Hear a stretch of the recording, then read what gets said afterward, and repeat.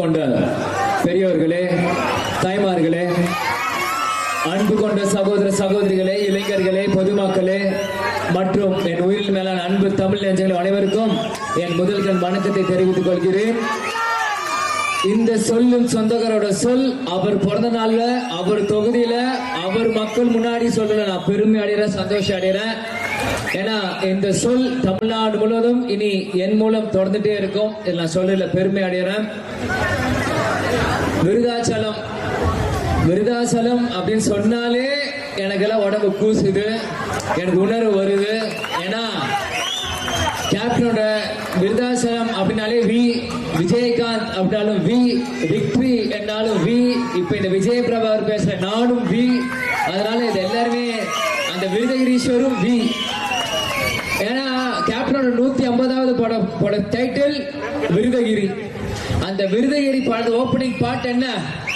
மக்கள் ஒரு புறம், தெய்வம் ஒரு புறம், தெய்வம் இருபுறம். இங்க நம்ம கேப்டன் தெய்வமா இருக்காரு, அங்க நம்ம விருதகிரீஸ்வர் தெய்வமா இருக்காரு. மக்கள் உங்க முன்னாடி நான் பேசுறதுல உண்மையிலே நான் சந்தோஷப்படுறேன். ஏன்னா கட்சி ஆரம்பிச்சு 25 வருஷமாய் 20 வருஷமாய் இன்னைக்கு முதல் முறையாக விருதாச்சலத்துல ஒரு இளைஞரணி செயலாளரா உங்க முன்னாடி பொதுக்கூட்டத்தில் நான் பேசுறதுல உண்மையிலே நான் சந்தோஷப்படுறேன்.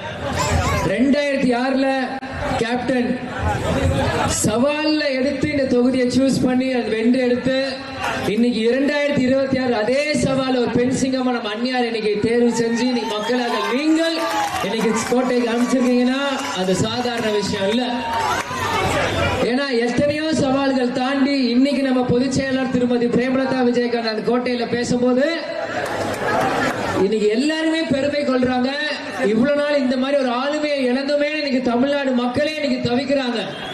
இன்னைக்கு இவங்களுக்கு தேர்வு செஞ்சு உட்கார வைக்கிறதுக்கு 20 வருஷம் ஆச்சு தமிழ்நாடு மக்களுக்கு. ஆனா எந்த ஒரு அடிப்படை தேர்வே இல்லாம நீங்க ஒரு ஆட்சியை நீங்க மக்கள் கொடுத்திருக்கீங்க. அதான விளைவு மக்கள் நீங்கள் அதை அதுக்கு நீங்க அனுபவிச்சுட்டு இருக்கீங்க. ஏன்னா இன்னைக்கு அண்ணா காலத்துல இருந்து இப்ப இருக்க காலத்துல வரைக்கும் மக்கள் நீங்க எல்லாருமே ஒரு நல்ல ஒரு சுமையை கொடுத்து மக்கள் பிரச்சனையை பேசிதான் இன்னைக்கு ஆதரவு நீங்க ஒரு இடத்துல உட்கார வைப்பீங்க. ஆனா எந்த சுமையுமே கொடுக்காம வெறும் அதிர்ஷ்டத்தினால் மட்டுமே நீங்க ஒரு கட்சி நீங்க ஆட்சியில உட்காந்துட்டு இருக்கு. அது மக்களாக நீங்கள் எதுக்காக அதை கொடுத்தோம் நீங்க பின்னாடி ஃபீல் பண்ணிட்டு இருக்கீங்க. அதுல எந்த பிரச்சனையும் இல்லை. ஏன்னா மாற்றத்துக்காக கொடுத்தீங்க, கடைசியில் அது ஏமாற்றமா தான் உங்க எல்லாருக்குமே வந்துருக்கு. அதுல எந்த மாற்று கருத்துமே இல்ல. இன்னைக்கு பாத்தீங்கன்னா கேப்டனோட பிறந்த நாள் விழா இன்னைக்கு நம்ம கொண்டாடுறோம். இன்னைக்கு எல்லாருமே எவ்வளவோ பேசியிருக்காங்க. இன்னைக்கு நான் சொல்லிதான் இன்னைக்கு பேசணும்னு இல்ல. இன்னைக்கு கேப்டனோட புகழ் தமிழ்நாடு முழுவதும் இருக்கு. இன்னைக்கு ஒவ்வொரு காலையில இருந்து இன்னைக்கு நாங்க எல்லாமே என்ன பண்ணிட்டு இருந்தோம்னா பசியார வந்தவங்கள புன்னகையால நீ வழி அமைச்சிட்டு இருந்தா நீங்க தேமுதிக தொண்டர்கள் காலையில இருந்து. இது எனக்கு சொல்லும் போது சின்ன வயசுல எங்க அப்பா எனக்கு சொன்னதான் ஞாபகம் வருது. நான் 3 மாசம் குழந்தையா இருக்கும் போது கேப்டன் அவர் கையை கரம் பிடிச்சி என் கையை வச்சு சோறு எடுத்து மக்களுக்கு போட்டாரு. அது என்னன்னு பின்னாடி கேப்டன் கிட்ட சொல்லும் போது, நான் ஒரு நாள் உன் கூட இல்லைனாலும் நான் உனக்கு சொல்லி கொடுத்த தானம் தர்மம் நான் இல்லாட்டியும் ஒரு மூலம் மக்களுக்கு தொடரணும் அப்படின்னு எங்க அப்பா எனக்கு சொல்லி கொடுத்திருந்தாரு. அதை இன்னைக்கு நம்ம திருமதி பிரேமலதா விஜய் எங்க அம்மா எங்க கேப்டனோட இதை கொண்டு வந்துட்டு இருக்காங்க. அதை உங்க முன்னாடி நான் கொண்டு வந்து சேர்த்துட்டு இருக்கிறதுல எனக்கு உண்மையிலேயே ஒரு சந்தோஷமான ஒரு விஷயம், ஒரு பெருமையான விஷயமா இருக்கு. இன்னைக்கு நீங்க பாத்தீங்கன்னா இன்னைக்கு எத்தனையோ பேனர்கள் நம்மளுக்கு எத்தனையோ கட்சிகள் இதே இடத்துல கூட்டத்தை போட்டிருக்காங்க, எத்தனையோ கட்சிகள் இருக்கு. ஆனா தேமுதிகோட ஸ்பெஷாலிட்டி என்னன்னு நான் சொல்றேன். இன்னைக்கு எத்தனையோ கட்சிகள் இந்த கட்சி தலைவர் கட்சி ஆரம்பிச்சு அந்த கட்சி தலைவர் மறைவுக்கு பின்னாடி அந்த கட்சி தலைவர் புகைப்படம் குறைஞ்சிட்டே வரும். ஆனா இங்க தேமுதிக தொண்டர் மட்டும் இங்க கேப்டன் பேனர்ல பாருங்க, இன்னைக்கும் அந்த பேனர் முழுவதுமே விஜயகாந்த் தான், நம்ம கேப்டன் தான்.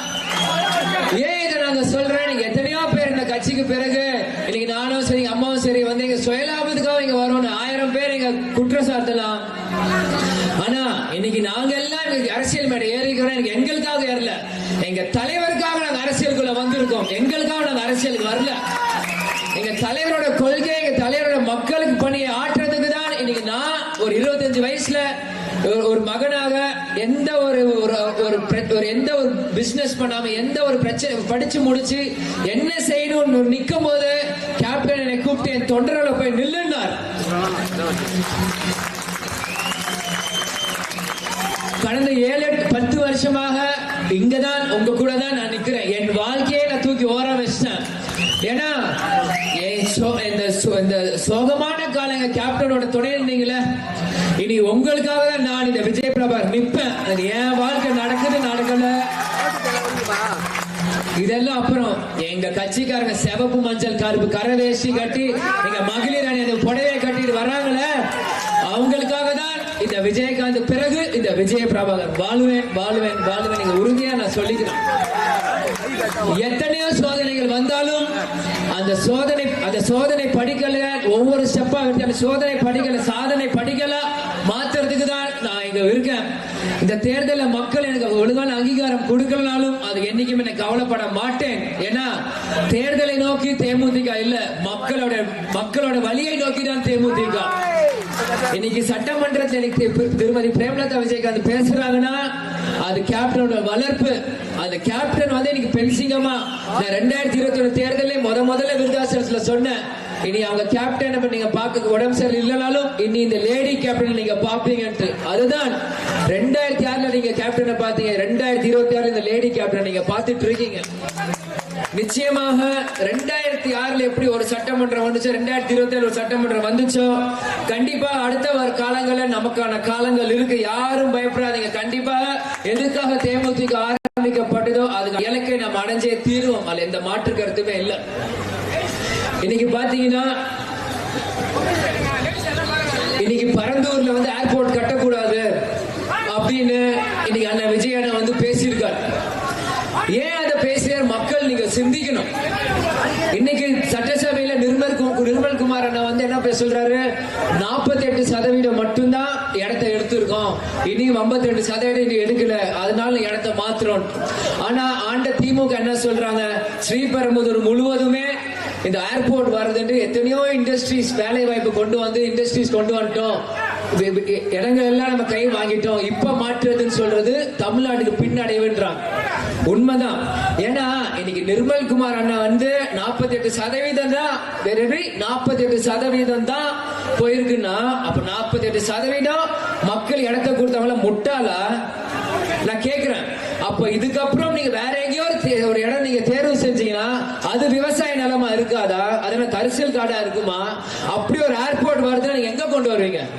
சென்னையை சுத்தி கொண்டு வருவீங்க. அது செங்கல்பட்டா இருக்கட்டும், ஸ்ரீபெரும்புதூரா இருக்கட்டும், இந்த பக்கம் மாதவரமா இருக்கட்டும், இல்ல அந்த பக்கம் குன்றத்தூரா இருக்கட்டும், இதை சுத்தி எல்லாமே விவசாய பூமி தான். அப்ப பரந்தூர்ல மட்டும்தான் விவசாயம் நடக்குதா? வேற எங்கேயுமே விவசாயம் நடக்கலையா? தேர்தலுக்கு முன்னாடி நான் விவசாயம் தோலன்றீங்க. இன்னைக்கு உங்க தலைவர் முதல்ல அந்த பிரச்சனையை முதல் குரல பரந்தூர்ல வந்து பிரச்சனையை செஞ்சனால உங்க சுய லாபத்துக்கு பரந்தூர்ல விமானம் கொண்டு வர மாட்டேன்றீங்க. இப்படி மாற்றம் சொன்ன வந்து இன்னைக்கு ஏமாற்றம் கொண்டு உங்களுக்கும் நீங்க கை காமிக்கிற திமுக அதிமுக என்ன வித்தியாசம்? இது மக்கள் கேள்வியா நான் கேட்கிறேன். இன்னைக்கு பரந்தூர்ல விமான நிலையம் வருது அப்படின்னு எல்லாமே சாங்ஷன் பண்ணி வேலை நடக்கும் போது உங்களோட முதல் தேர்தல் பிரச்சாரமா நீங்க பரந்தூர்ல போய் நீங்க பிரச்சனை நீங்க வந்து அதுக்கு எதிர்ப்பு தெரிவிச்சனால உங்க சுயலாபத்துக்காக நீங்க விமான நிலையத்தை மாத்துறீங்க. அப்ப வேற எங்கேயும் நீங்க விமான நிலையத்தை எடுக்கும் போது அங்க விவசாயம் இருக்காதா? மக்கள் நீங்க சிந்திக்கணும். இது எல்லாமே ஏமாற்றம் தான். இன்னைக்கு நீங்க மாற்றம்ன்றீங்களே, ஒரு மாற்றமும் இல்ல. இன்னைக்கு அவங்க வந்து திமுக அதிமுக என்ன குறை செய்யறாங்களோ அதோட 10 மடங்கு இவங்க இன்னும் தப்பு செஞ்சுட்டு இருக்காங்க. அது இன்னைக்கு நான் சொன்ன தப்பா இருக்கு. ஆனா மக்கள் நீங்க புரிஞ்சுப்பீங்க. இன்னைக்கு ஏன் இதை நான் சொல்றேன்னா, இன்னைக்கு தேர்தலுக்கு முன்னாடி 6 சிலிண்டர் ஃப்ரீயா கொடுக்குறோம் அப்படின்னு பெண்களுக்கு எல்லாம் சொல்லிதான் ஓட்டு வாங்கினாங்க. பெண்கள் நீங்க எல்லாம் இருக்கீங்க, உண்மையா இல்லையா சொல்லுங்க. மீடியா முன்னாடி இருக்கு 6 சிலிண்டர் சொன்னாங்களே, கேட்கல. அப்போ இன்னைக்கு சட்டசபையில 3 சிலிண்டர் தான் சொல்றாங்களே, அப்ப இது ஏமாற்ற வேலை இல்லையா? அப்ப பரந்தூர்ல அவர் பேசுறதுனால அவங்க காப்பாத்துறாரா? அப்ப 6 சிலிண்டர் பெண்களுக்கு கொடுக்கறோம்னு சொல்லி 3 சிலிண்டர் சொல்லி ஏமாற்றம் இல்லையா? இது மக்கள் பிரதிநிதியா இந்த விஜய பிரபாகர் நான் கேக்குறேன். அப்ப 6 சிலிண்டர் கொடுக்கறீங்க, சூப்பர் 6 அன்னபூர்ணின்றீங்க. அப்ப 3 சிலிண்டர் கொடுக்க வேண்டியதானே? அது அப்படியே பேரு மாத்தல. அப்ப பேர்ல மட்டும் சூப்பர் 6 ஆனா கொடுக்கறது 3. அந்த விசிலும் சரி, அந்த சூப்பர் 6 கிரிக்கெட்ல இருக்க சிஎஸ்கே சென்னை சூப்பர் கிங்ல இருந்து எடுத்துக்கிறீங்க. ஆனா 3 ஒரு ஓவரை ஃபுல்லா முடிக்கல, ஒரு 3 பால் மட்டும் தான் போடுறீங்க. அப்ப உங்களுக்கு ஒரு தேர்வு வேணா, அந்த ஸ்கீமுக்கு வேணா நான் ஒரு பேர் சொல்றேன். ஹேட்ரிக் அன்னபூர்ணி வச்சுக்கோங்க. 3 சிலிண்டர் தானே தரீங்க. அதே கிரிக்கெட்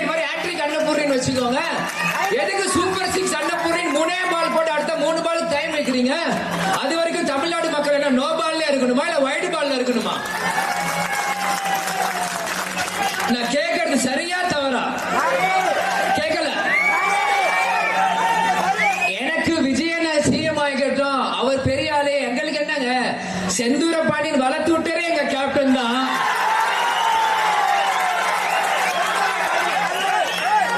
வைரத்தை இழந்தோம் தங்கத்தை இழக்க மாட்டோம். அன்னைக்கும் விஜயகாந்த் அண்ணன் புகை போறதை வச்சுதான் நீங்க ஜெயிச்சிருக்கீங்க. அந்த மாற்று கருத்தே இல்ல. இன்னைக்கு மூன்றாவது கட்சி இன்னைக்கு ஆட்சியை பிடிக்குதுன்னா நீங்க அடித்தளம் 2005 போட்டது தேமுதிக. அதை யாராலையும் மாத்தி அமைக்க முடியாது. கேப்டன் சொல்வார், ஒரு காடுனா யானை நடந்தா பாதையை உருவாக்கும். அந்த யானை யாருன்னா இந்த கஜா வராண்டான் யாரு? நம்ம கேப்டன் தான். அன்னைக்கு கஜா நடந்ததுனாலதான் இன்னைக்கு இங்க சாதா கூஜால சிஎம் உட்காந்து இருக்கு.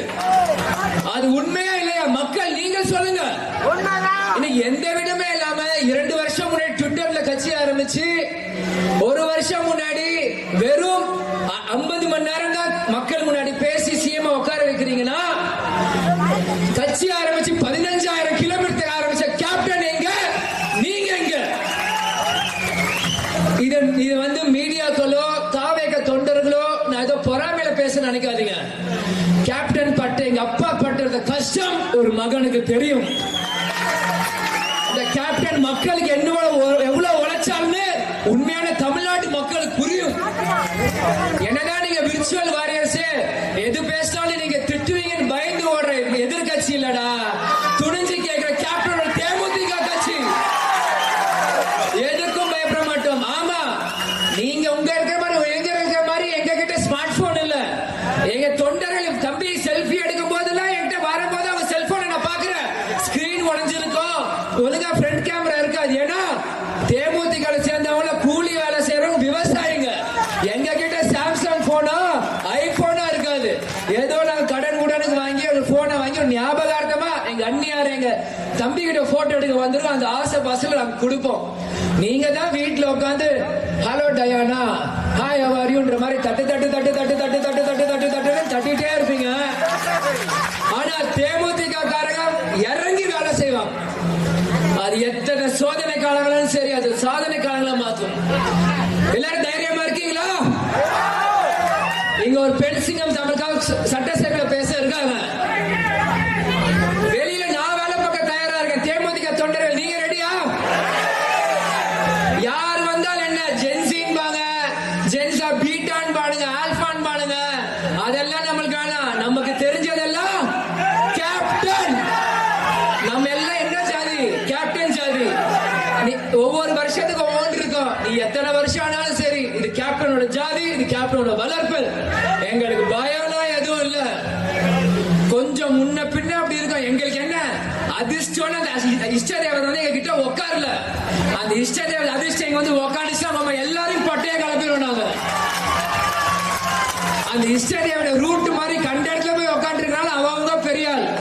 அந்த இஷ்ட தேவதை இங்க வந்து இங்க உட்காந்துருச்சுன்னு வச்சுக்கோங்க, இந்த தெய்வத்தோட எத்தனையோ தெய்வங்கள் நம்ம கூட வந்தாங்கன்னா நம்ம தான் நெக்ஸ்ட். அதை யாராலையும் மாற்ற முடியாது. அதனால இன்னைக்கு கேப்டன் பிறந்த நாள். வரவேற்பு கொடுத்த அனைத்து கட்சி நிர்வாகிகளுக்கும் தொண்டருக்கும் நான் வாழ்த்துக்களை நன்றிகளை தெரிவித்துக் கொள்கிறேன். அடுத்து நம்ம கட்சி நாள் வருது செப்டம்பர் 14, அதுவும் விமர்சையா கொண்டாடணும். உங்க கூட கடைசி வரைக்கும் இந்த விஜய் பிரபாகர் நான் நிற்பேன். எங்க குடும்பம் இருக்கு, எங்க மாமா நம்மளுக்கு என்ன பிரச்சனை எல்கே ஸ்ரீ மாமா ராஜ்யசபா எம்பி டெல்லியில பேச தயாரா இருக்காரு.